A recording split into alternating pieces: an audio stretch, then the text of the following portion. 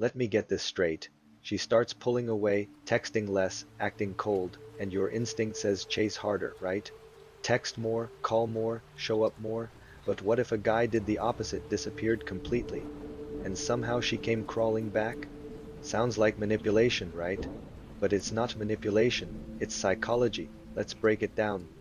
Here's what most guys don't understand about female psychology.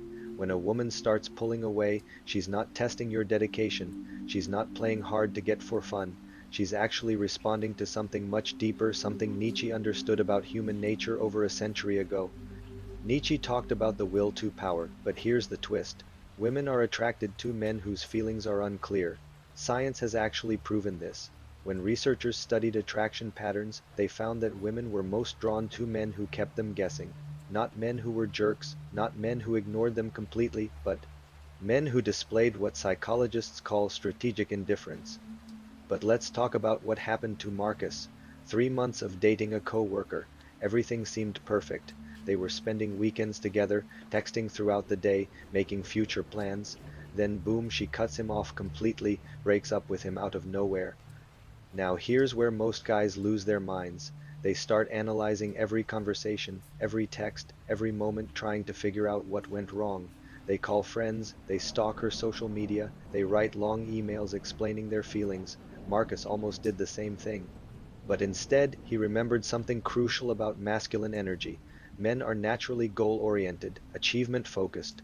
When something breaks, we want to fix it immediately. When someone pulls away, we want to pursue and re-establish connection. It's in our DNA. But here's what's actually happening in her mind. When you chase a woman who's pulling away, you're confirming her decision to leave. You're proving that you need her more than she needs you, and nothing kills attraction faster than desperation disguised as devotion.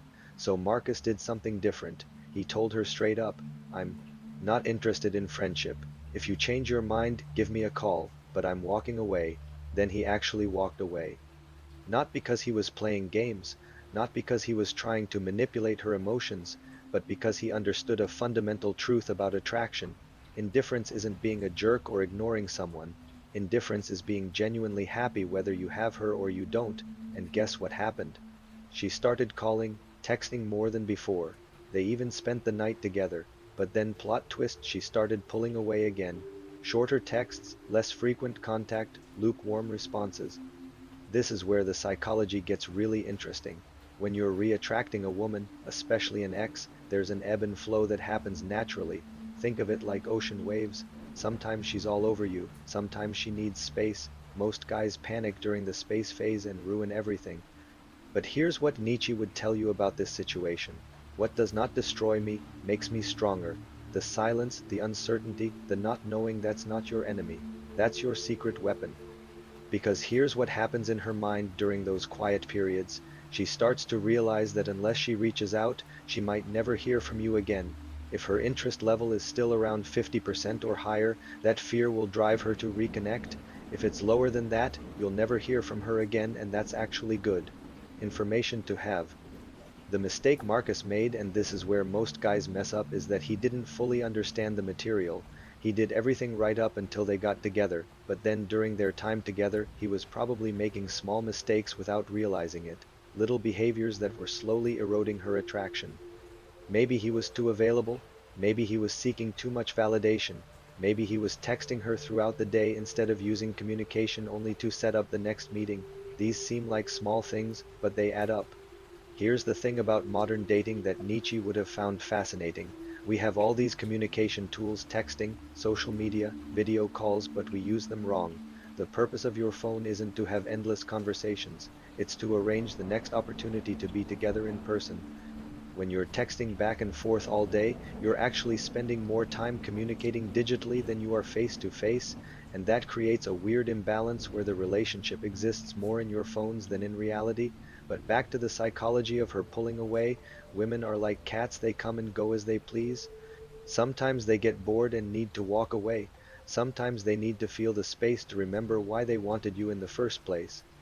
Your inaction during these periods isn't cruelty. It's actually what causes them to feel attraction and desire again. When you don't chase, when you don't try to fix things, when you remain genuinely unbothered by their distance, something shifts in their mind. They start to wonder, Why isn't he blowing up my phone? Why isn't he trying to win me back? Is he talking to other women? And that uncertainty, that lack of clarity about your feelings, actually increases their attraction. Nietzsche wrote about the eternal recurrence, the idea that we're destined to repeat the same patterns over and over. But here's how you break the pattern of chasing women who pull away.